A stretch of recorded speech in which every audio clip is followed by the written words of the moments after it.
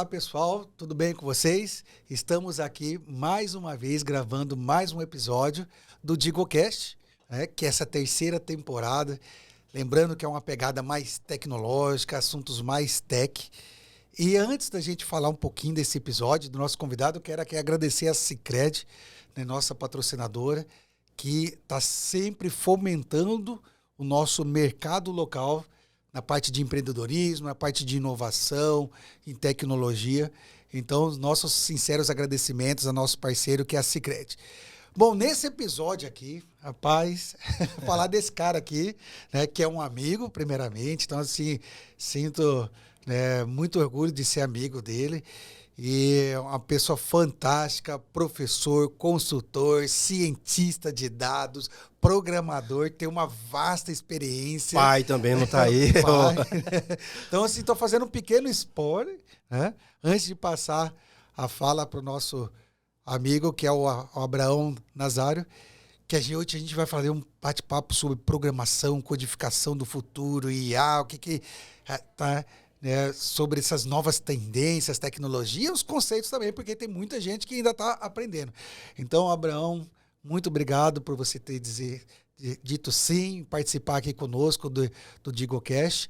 E vou passar agora a palavra para você se apresentar, falar um pouquinho de você, né, da sua formação, da sua experiência profissional. Né, e fica à vontade aí. Sim, primeiro, uma salva de honra, porque a Isla é um parceiro, né? Diga-se que é um parceiro porque é um amigo de caminhada, de comunidade, né? Então, tanto do SQLMT, outras comunidades como o DevMT, as ações que vem desenvolvendo em Mato Grosso hoje, acho que o Islan estava quase todas elas, né? Recentemente estava discutindo sobre um evento que a gente fez lá em 2018, antes da pandemia, que era um evento muito grande, de 500 pessoas. Então, o Islan esteve lá, muito obrigado pelo convite, né? É sempre uma honra falar de programação, né? Bom, então... essa jornada do programador, né? Fala um pouquinho de você primeiro, da sua experiência, que é bom o pessoal falar, antes da gente começar a falar da programação, fala um pouquinho de você, da sua formação. Sim. A minha jornada de programação tem muito a ver com a minha jornada de carreira, né? Então, assim, meu primeiro viés, né, de deparar com a programação foi o curso de Webmaster, né? Então, lá com 18 anos ali, ainda sem saber qual faculdade eu ia fazer, eu fiz o curso de Webmaster no Senai. Tá? O professor Renner deve estar como gerente da ProSoja na área de TI, né? Foi um professor de Webmaster. Então lá ele me ensinou várias coisas bacanas, né? Antigamente tinha um Dreamweaver, né? Então as pessoas utilizavam muito a ferramenta do Dreamweaver para criar o quê? Toda a parte de front-end, né? Então aprendi a parte de HTML, CSS, né? E também essa conexão com o PHP, né? Então vou falar um pouco da minha carreira integrada com essa experiência profissional, foi crescendo, né? Então esse curso de Webmaster me ajudou bastante porque abriu um pouco a minha cabeça, porque assim, aprender a programar, muitas vezes, acaba sendo um mito para quem está começando, né? Qual linguagem eu começo? Né? Então lá quando eu comecei, eu tive bons mentores, né? O professor Renner foi um desses que me ensinou essa parte de, poxa, eu vou pegar um PHP, o que eu faço com isso, né? O que é linguagem? Qual linguagem eu vou começar?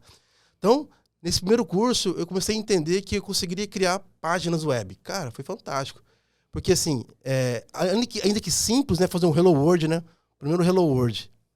Foi um passo muito importante na minha carreira, né?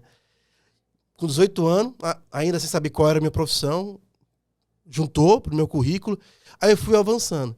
E uma coisa bacana nessa parte profissional, e eu me lembro que eu sou numa família assim, de 8 irmãos, né? Então, família grande, extremamente religiosa, né? E eu não tinha uma profissão. Então, TI, quando entrou na minha cabeça, entrou assim, poxa, eu vou trabalhar com o quê, né?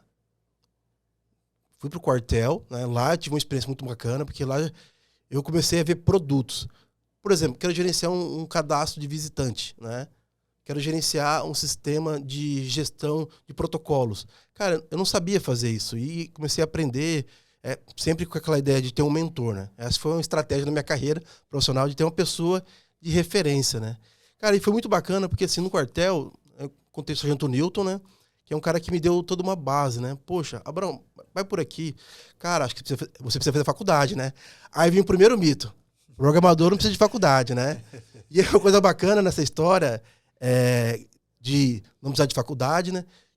Ele já tinha mais ou menos seus 45 anos, Falou, cara, eu me arrependo de não ter feito faculdade. E o cara era fora do comum, assim. Ele programava, gerenciava o data center e não tinha graduação. Ele falou, poxa, eu me arrependo drasticamente de não ter feito faculdade. E aí, cara, eu vou caçar uma faculdade, né? Então fui caçando. Lá na faculdade comecei a achar professores muito bacanas, né? Professor Cirano, professor Robson. E lá teve a guia. E assim, você é professor também, né? Você sabe que essa parte de achar o aluno para aprender a programar, tá com dificuldade, sexta-feira, o cara não quer ir pra faculdade, e aí vem. Na faculdade, eu peguei várias coisas bacanas, porque eu comecei a unir o que eu via na faculdade e o que eu via no quartel, né? Nessa experiência, IA era a primeira coisinha que se falava bem longe, que era os assistentes pessoais, né? Só quem tinha assistente pessoal hoje, naquela época, era o general, era um coronel. Só ele tinha acesso ao POM-TOP, né? O personal computer. Lá ele programava a sua agenda, gerenciava suas ações. E, para boa parte do pessoal, o IA era algo bem distante. Então, na minha carreira, quando eu comecei a mexer com programação, o foco era sistema. Sistema e banco de dados. Só que, muito forte o quê? Lógica e programação. Cara, em lógica e programação não tem essa. Até um primeiro mito, né? Poxa, eu preciso aprender a programar para mexer com IA. Mais à frente fala sobre isso, né? Mas focando aqui na minha carreira, né? Então, quando eu comecei a entender na faculdade essa parte de, poxa, o que significa IA, né? O uso da IA na medicina, o uso da IA na questão de logística de trânsito, o uso da IA na gestão de conteúdo. E assim, era muito assim, sistema especialista, né? Então, na faculdade, o que eu aprendi? Um sistema especialista, um sistema que vai gerenciar uma linha de transmissão de energia, ou um sistema que vai gerenciar uma parte na área de medicina, né? Então, o médico, ele criava um sistema, bastava o seu conhecimento para aquele sistema e ele ficava gerenciando. Então, na faculdade, comecei a quebrar alguns mitos, né? Falei, poxa, eu consigo aprender alguma coisa diferente, né? E faculdade, conhecimento, pós-graduação. Cara, na pós-graduação já abriu uma outra mente, né? Poxa, eu conseguiria fazer da programação não só o modelo de codar, mas também o modelo de resolver problemas. Porque quando eu comecei a programar, cara, eu só queria fazer CRUD, né? Queria cadastrar, alterar e deletar algum dado, né? Mas com o aprender do CRUD, que é você, poxa, posso programar um sistema que pode automatizar a entrega de um produto, sistema logístico. Então a programação começou a fazer muito mais sentido para mim, porque quando eu ia pro trabalho, lá, preciso fazer aqui um sistema para controlar uma atividade. Cara, faz 50 pessoas esse processo aqui. A gente pode fazer uma coisa diferente? Então, calma aí. Então, a programação, para quem está começando agora, é uma sequência de passos para resolver um problema. Então, se você tem problema na sua vida, né? Você quer começar a programar, comece a entender qual que é a lógica de programação, né? Então, já tinha essa lógica bem clara. Aí, comecei a unir muito mais ainda o quê? A questão da linguagem. Aí sim foi um pouco mais complexo. Os caras falavam de Java, os caras falavam de Python, falavam de PHP, que na verdade eu já mexi com PHP, né? Uhum. Falava do Turbo C, só da mais antiga, né? Que é o C++. E assim, no primeiro momento, eu fiquei muito preocupado em tentar entender como resolver o problema.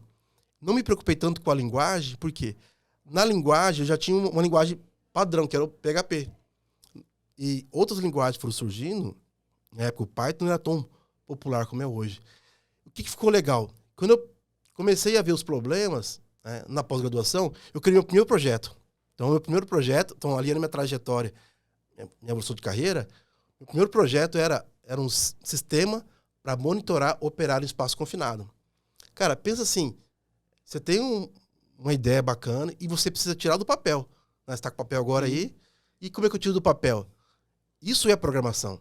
Programação é você tem algo estruturado no papel e preciso dar vida a esse sistema, né? Aí uma vez que comecei a entender, poxa, que esse projetinho aqui, comecei a desenvolver ele, a gente chegou até um prêmio de inovação, né? Então em 2010, ali mais ou menos, a gente foi para a etapa regional do Senai, a gente ganhou um prêmio de inovação e eu ganhei meu primeiro iPad, né? Cara, foi top de linha. O primeiro prêmio a gente nunca esquece, né? Não, Maria, então assim, quando eu ganhei esse iPad, veio vários projetos depois para financiar a pesquisa, né, para desenvolvimento. Depois disso eu engatei a parte do mestrado, né? Mato Grosso, vamos dizer assim, é o celeiro do agronegócio, né? E naquela época não tinha mestrado aqui. Então a galera que está fazendo mestrado hoje aqui em Mato Grosso, levanta a mão pro céu, que tem muita coisa boa, né? Mas naquela época eu fiz em Santa Catarina, cara, e então na minha trajetória eu saí aqui domingo, né? No aeroporto de Várzea Grande, né? Internacional de Cuiabá, e eu ia para Itajaí, de Itajaí eu ia para o mestrado, né? Fazendo conexão, claro, né? Que é Viracopos e Itajaí.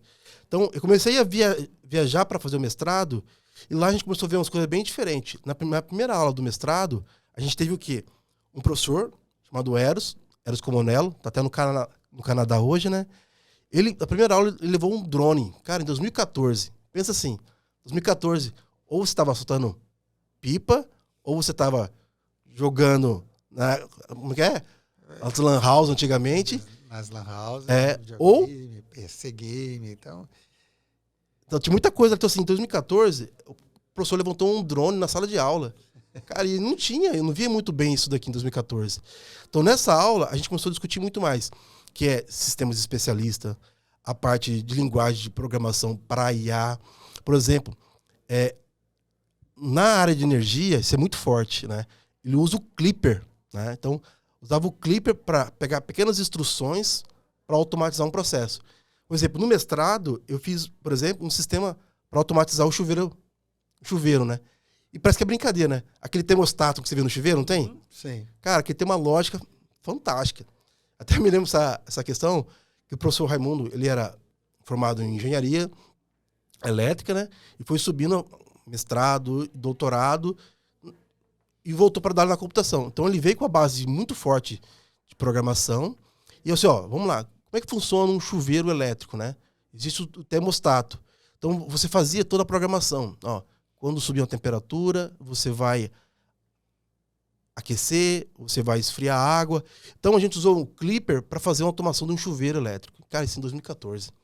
2014. Eu lembro da linguagem Clipper. Olha, eu também já atuei bastante com o Clipper. E o que era fantástico? Vendo isso funcionar, né? Começou a pensar em algumas coisas bem bacanas. E aí vem essa questão de tentar conectar com problemas reais. Por exemplo, existe algoritmo, a gente não discute tanto, né? Algoritmo genético, né? É um algoritmo que usa na área da IA, né? O algoritmo genético serve para automatizar todo um processo, né? Pensa do cromossomo na biologia, né? Que é o processo padrão da biologia, você tem um cromossomo que tem a mutação. Então, esse algoritmo genético, ele faz isso também, ele faz a mutação do processo, né? Aí comecei a ver esses algoritmos, e esse algoritmo é basicamente a biologia aplicado na programação. E na programação aplicada a IA. Um exemplo, com esse algoritmo a gente pode pensar, por exemplo, numa Smart Grid. O que seria essa Smart Grid, né? Na Smart Grid são as soluções Smart, né, que veio de inteligente, grid e rede. Então, redes inteligentes. Poxa, lá atrás eu fazia do chuveiro, né? Agora eu falava que Smart Grid, automatizar uma cidade inteligente. Poxa, em cidade inteligente, a gente começou a ver que conseguiria pegar uma linguagem mais estruturada, aí sim veio o Python. Então, só quase finalizando o mestrado. Então, nesse momento aí, você começou a virar a chave da programação procedural, né? E aí começou a ir para um outro tipo de programação, no caso de inteligência artificial. Isso mesmo. E, assim, parece até brincadeira, né? Mas no mestrado, cruzando a cidade de Floripa, né? Você tem lá a Eletrosul, né? Que é de Floripa, né? Na Eletrosul você tem a Casa Inteligente. Na Casa Inteligente, uma visita que a gente fez no mestrado, né? Esse projeto de Smart Grid, lá você tem a água da chuva sendo aproveitada, então ele pega a volumetria da água da chuva, ele pega a parte placa solar, 2018 não tava em alta não, mas lá em 2016, né? O pessoal já discutia, então a Casa Inteligente tinha placa solar, então ele pegava energia solar, ele pegava conforto térmico. O que é conforto térmico? Ele projetava, por exemplo, uma janela, né, de frente para uma região que pudesse pegar mais sombra para não aquecer a casa. Dentro da casa, fazer o conforto térmico com essa gestão. Então, nesse modelo que a gente viu lá no mestrado, então eles aplicou a IA nesses 5 elementos, né? Controlando água, controlando a energia, a geração de energia fotovoltaica, o conforto térmico. E o que é bacana? Isso literalmente ajudava a melhorar a eficiência da casa. Então, a casa inteligente, né, que se pensa hoje, né, em 2016 já era algo discutido, implementado e real. O que foi bacana dessa casa inteligente, né? Pegando para Smart Grid. Hoje a gente vê a China investindo fortemente aí no projeto de cidades do futuro, né? Aí a gente entra muito forte nessa questão, até fazendo da China essa questão que veio depois do DeepSea, né? Mas segura aí, DeepSea hoje, OpenAI, não segurado por enquanto, né? Mas a gente vê também cidades, né? Como o Catar também investindo muito forte em cidades inteligentes. Mas trazendo isso para a programação, o que eu visualizo bastante forte hoje? Nesses projetos, o que tem em comum? Boa parte desses projetos existe uma linguagem de programação. E a gente não discute tanto isso, até uma coisa que a gente estava conversando antes aqui, porque às vezes a pessoa vê, né, uma variante CODOL, né? Plim, faça programa. Plim, faça um software, né? E existe toda uma lógica de programação por trás disso, né? E qual é a diferença de você saber programar e você não saber programar? Que é o no-code e o cara que coda hoje, né? O cara que coda, pensa assim, ele é uma pessoa que tem um conhecimento que ele pode dar vida a qualquer tipo de produto. O cara que usa no-code, ele pode dar vida a qualquer tipo de produto, mas seguindo um escopo. Então, você pode ter hoje autonomia como programador para desenvolver um aplicativo mobile, desenvolver um site, né, ou uma solução integradora, ou você pode também desenvolver essa mesma solução, porém, mais travado. Aí vem essa questão, né, uma pegada mais de melhoria do software.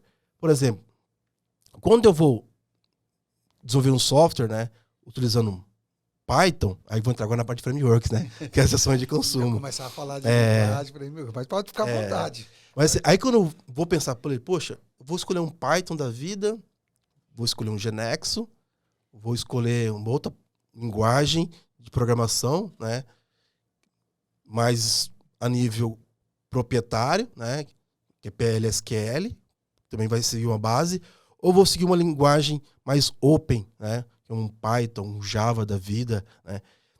Trazendo essa parte do Python, que eu acredito que na minha escalada, quando eu aprendi Python lá atrás, né, na faculdade, foi muito mais para entender. Antes, o PHP realmente é para criar produto, então eu criava produto. Poxa, eu criei um site com 20 anos praticamente ali pro quartel. E trazendo agora o Python hoje não é aquela projetinho inicial mais acadêmico, hoje é projeto real.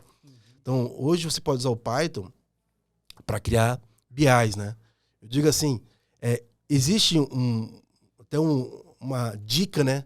Que é um Tech Guide, né? O Tech Guide, aí você escreve Python, esse Tech Guide vai dar um guia completo de como iniciar sua carreira em Python.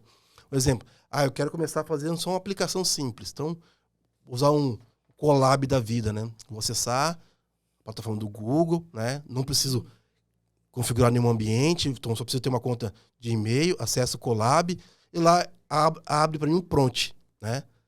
Aí esse prompt tem que cuidar daí. Graças à palavra, prompt. A gente retoma para a parte do prompt depois, né? Eu vou abrir um prompt para você e você pode ir lá colocar o seu código. Faça, por exemplo, uma automação de processar currículos. Você pode fazer isso hoje no Colab. Então você vai abrir, literalmente, vai importar uma biblioteca. Essa biblioteca vai permitir você criar um campo de entrada, onde você vai, literalmente, passar essa variável para processar, por exemplo, qual é o melhor candidato, né? Então, sem entrar ainda no nome de frameworks, você consegue entender hoje, como um usuário, você processar 1000 currículos para dizer qual é o melhor. Bacana. Isso usando o Colab, né? Sem precisar configurar o ambiente, sem precisar de instalar na sua máquina. Mas pensa assim agora, poxa, eu trabalho numa empresa grande, né? Eu não posso ficar local para mim, eu preciso hospedar isso no ambiente. Então a gente pode usar hoje o VS Code. O VS Code, né, é um das IDEs, né, para programação, mas também tem o PyCharm, né? Tem até o NetBeans também, que é a galera da antiga aí, né? Mas vou pegar o VS Code. Então você pode hoje, né, pegar essa ideia, instalar o VS Code na sua máquina, essa dica de ouro aí, né? Lá digita VS Code no Google, acha lá o repositório, instala na máquina. Dica de ouro. Meu estagiário tá aí, ó. Ele pede direto, né? Ele vai lá e instala. Professor, não tá funcionando, né? Já até de professor que foi meu aluno, né? Mas o que acontece? Quando você instala o VS Code, você tem que passar o path, né?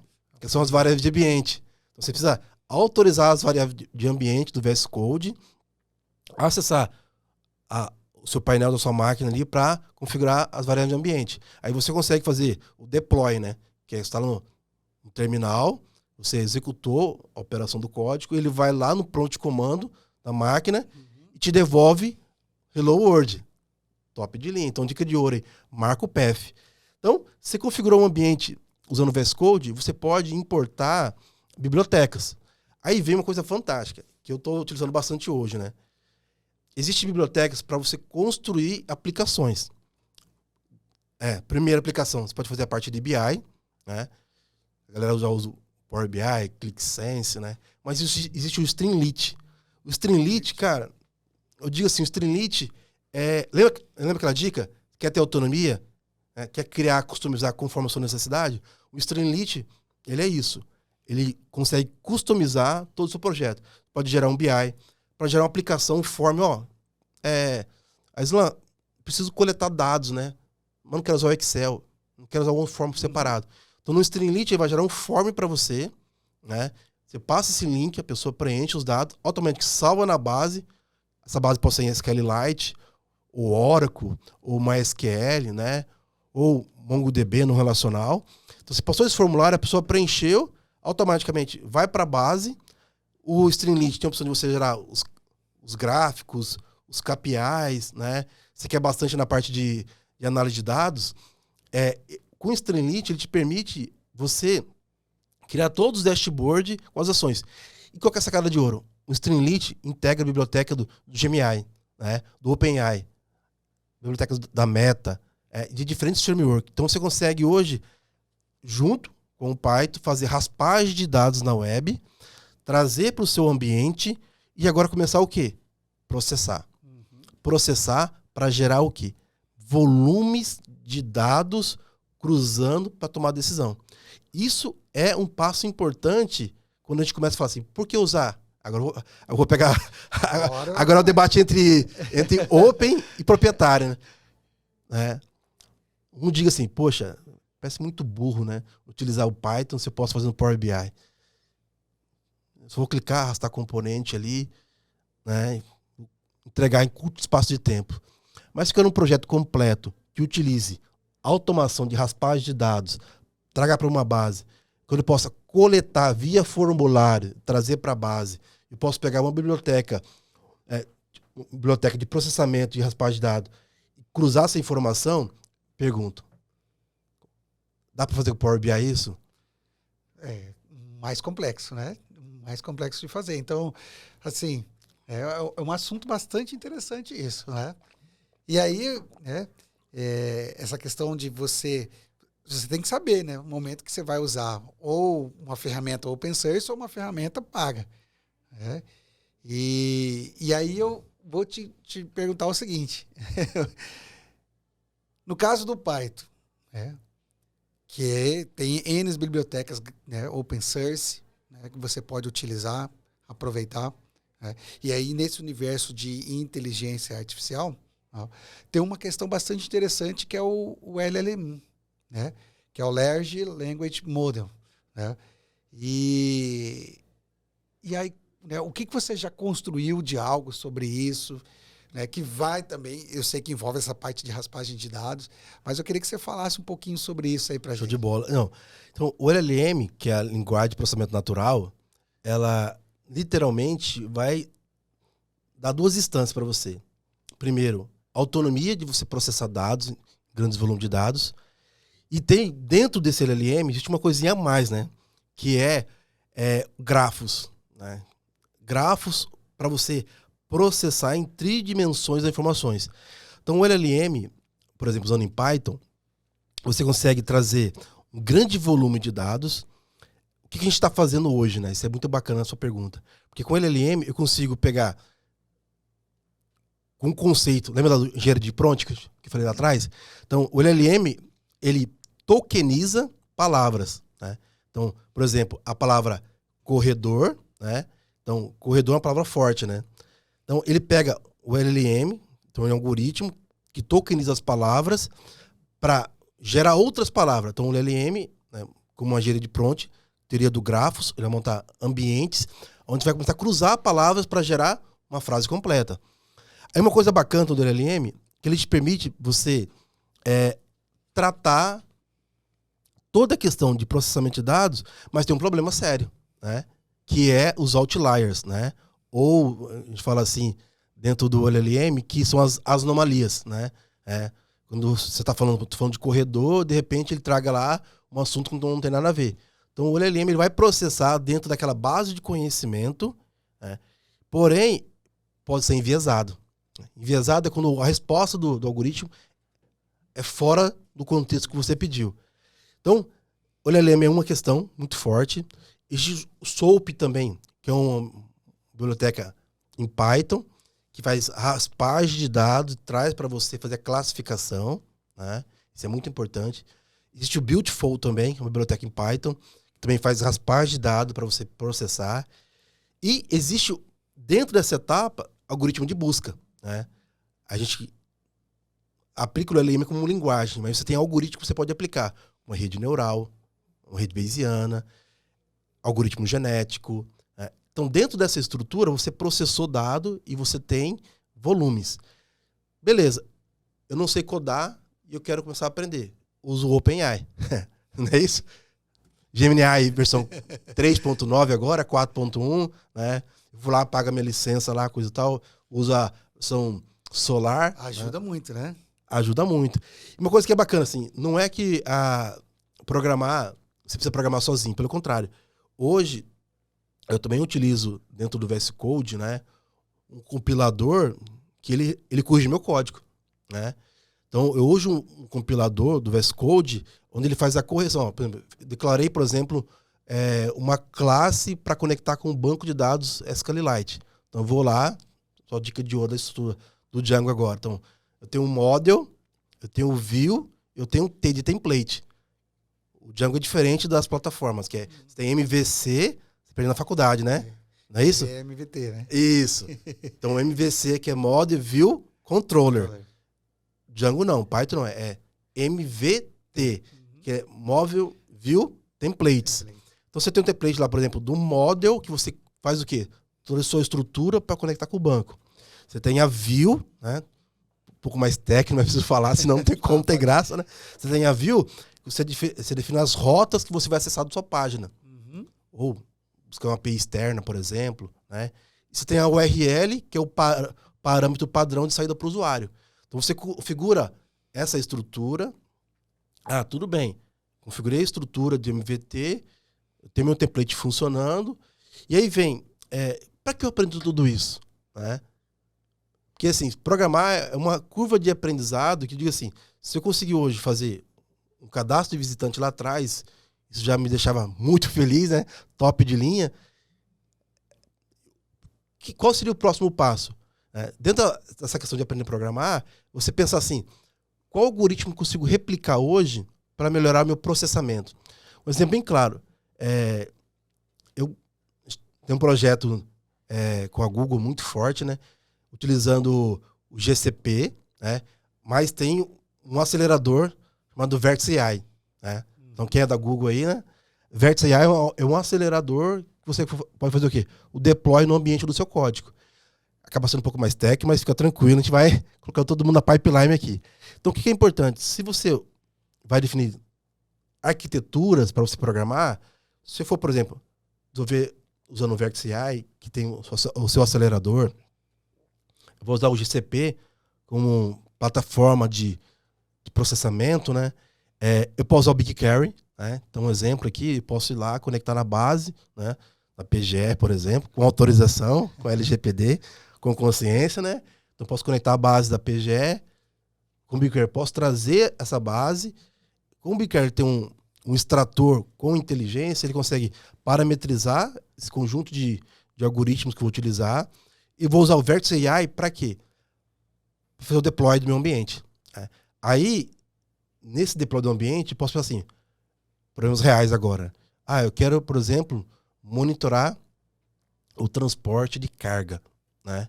Então, eu vou pegar do sistema A, B, C, né? Um exemplo, sistema de controle de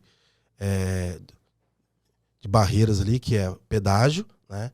Pegar o sistema de câmeras, né? Monitoramento, e eu vou pegar, por exemplo, o sistema padrão de controle do órgão, né? Então, eu vou pegar esses 3 sistemas, o algoritmo vai literalmente dizer, do sistema A, eu quero o quê? Eu quero o parâmetro placa e está licenciado ou não.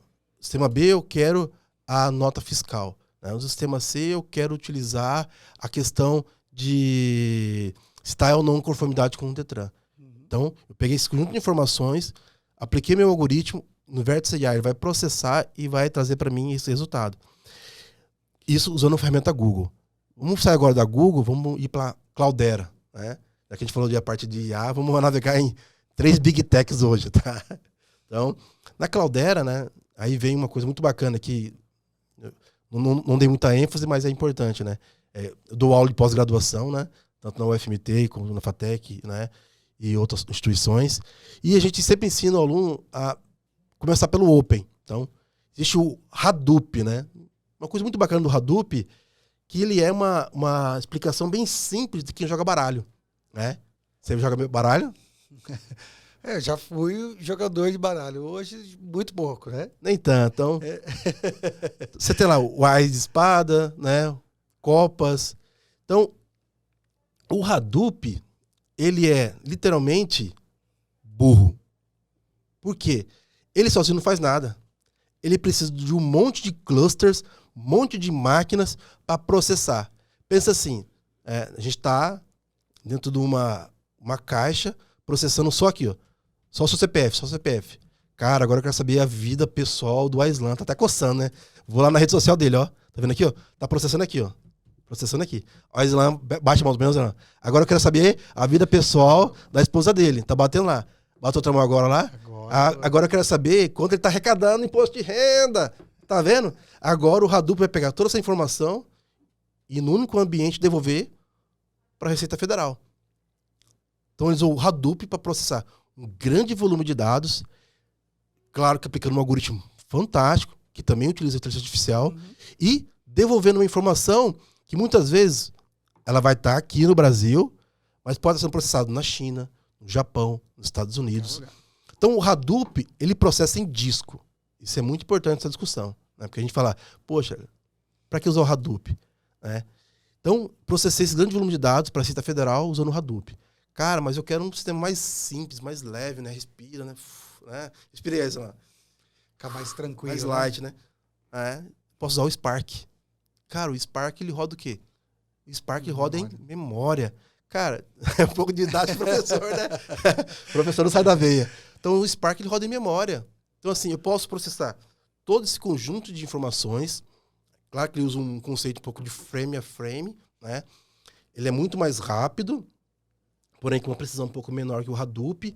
Então ele processa essa mesma questão, né? Vamos agora mudar a dinâmica, né? Se faz assim, né? Bom, agora estou usando o Spark para processar um exemplo, vamos pegar um problema bem pontual. Netflix. Você está lá assistindo o seu filme bacana e o que a Netflix faz? Faz sistema de recomendação. Então você está lá querendo saber qual filme está top dos top. Ela automaticamente traz para você os principais filmes ali. Beleza. Tá. E aí, onde entra um algoritmo de IA, né, dentro do Netflix? Por exemplo, quando você faz a seleção, por exemplo, no meu caso, né, coloco lá que é os desenhos, lembrar agora aqui, que é a Marcha e o Urso. Tá? Marcou Marcha e o Urso para minha filha, a Gabizinha lá, gosta da Marcha e o Urso. Aí, de repente, veio outro meu filho, marca outro filme lá que ele gosta lá do Ben 10. Então, marquei filmes, aí de repente veio meu outro filho, marca outro filme com relação à parte de corrida, né? Beleza. Uma vez que eu tenho essa recomendação de filmes, né, ele consegue tracionar qual é o perfil da minha família. Então, quando sair um novo filme com aquele perfil, né, o Netflix vai devolver para mim. Nesse caso, ele pode usar o Spark, que é muito mais rápido, muito mais leve, né? O Spark tem derivações, né? Mas não vou entrar nessa parte, que é uma camada muito grande. Tipo assim, um mapa mental ali. Tem que ter outro podcast só para falar sobre isso. Só sobre Spark. Então, ele vai devolver para mim, quase em tempo real, né, o perfil que eu vou prever para o próximo filme, né? E vai me dar a primeira recomendação. Então, em sistemas que eu preciso não ter uma complexidade alta, tempo de retorno adequado, posso usar o Spark. Cara, então a gente falou do Hadoop, falou do Spark, beleza. E aonde eu posso mais implementar tecnologias? Então, a gente falou agora, Cloudera e suas derivações do Open, né? Então, dentro do processo da Microsoft também tem as soluções. Que é bastante coisa. Bastante coisa, né? Mas olha só, a gente teve aqui uma aula fantástica sobre programação. E aí né? Por mais que eu sou também professor igual o Abraão, mas a gente sempre aprende alguma coisa, né? E você de casa, eu tenho certeza que está nos assistindo, está aprendendo também. Nós vamos ter que marcar um outro bate-papo. Eu não vejo muito tempo. Não sei se voou o tempo aí. Nós vamos ter que marcar um outro bate-papo para falar um pouquinho mais sobre isso. Mas eu queria aqui registrar, Abraão, já que essa aula foi fantástica. A gente aprendeu muito. Eu tenho certeza que o pessoal que está nos assistindo aprendeu também. E eu queria somente que você deixasse uma mensagem de final, tá? Para quem está iniciando, né, na programação, está começando na programação e aí quer se preparar para esse novo cenário tecnológico, para o mercado. Aí eu queria que você deixasse essa mensagem final aqui para o pessoal. Bom, excelente. Bom, começar a programar é uma escolha, né? Eu posso escolher um carro popular ou um carro de alto nível, né? Se eu posso hoje começar com um carro popular, então eu começo com ele bem feito, né? Então faça a base, né? Então comece uma linguagem que você se familiarize. Por exemplo, eu gosto muito de Python e o Python tem decolado muito no mercado hoje. Então comece com uma linguagem, por exemplo, como Python. Faça repetição de exercício, né? Faça a parte de estudo de repetição, use um for, use um while, né? Aplique esse problema seu em algo real. Então repita o processo várias vezes. Segundo, defina uma linguagem e faça um cronograma de estudo. Então, poxa, vou estudar todo dia, 1 hora por dia, só nessa linguagem aqui. Então, faça um planejamento muito bem feito. E terceiro, defina um objetivo. Lá atrás, para mim, criar um sistema, uma página web, foi meu objetivo, né? Hoje, meus objetivos são um pouco maiores na parte de IA. Então, defina o seu objetivo. E o que é importante, né? E fundamental. A IA, né, o processo de programação está em toda a área. Isso é muito importante. A Patrícia esteve aqui, né? Outros amigos meus esteve aqui também na parte de banco. Então, a IA vai estar na segurança da informação, usando os ABICs. A IA vai estar na parte de estrutura de banco para processamento de texto. A IA vai estar na aplicação para gerar uma experiência do usuário muito mais fantástica. Então, assim, eu digo, delimite oportunidades. Se a empresa que você trabalha hoje tem um escopo, visualiza ali uma oportunidade muito bacana, né? Comece a fazer pequenos projetos. Eu tenho certeza, com esse caminho, você vai decolar e vai decolar muito. O Aislan chegou no topo do top, né? Eu tenho certeza aí que você vai conseguir também, mas tenha foco. Acompanhe os fóruns também, então os fóruns dos fabricantes, esse Tech Git, né? Ele é muito bacana, que ele é das comunidades, né? Tem a Lura, tem a Udemy, tem várias outras plataformas de estudo. E importante, cara, participe dos fóruns de discussões, o Slack também. E é isso. Grupo do WhatsApp, né? Bom, gente, vocês viram aí que tem muita coisa para aprender, né? Seja na área nossa, que é de tecnologia, mas em outras áreas também, né? Então, né, excelentes dicas aqui do nosso amigo Abraão. E eu aqui quero já registrar o nosso patrocinador, que é a Sicredi, que proporcionou esse momento aqui para nós, através, né, da nossa comunidade, que é o Digorest Startup. E tenho certeza, né, que a galera aprendeu muito hoje, muito com esse conteúdo de programação IA. Então você se inscreva no nosso canal, né? Compartilhe, ative o sininho, nosso sininho aí do nosso canal, das nossas redes, ok?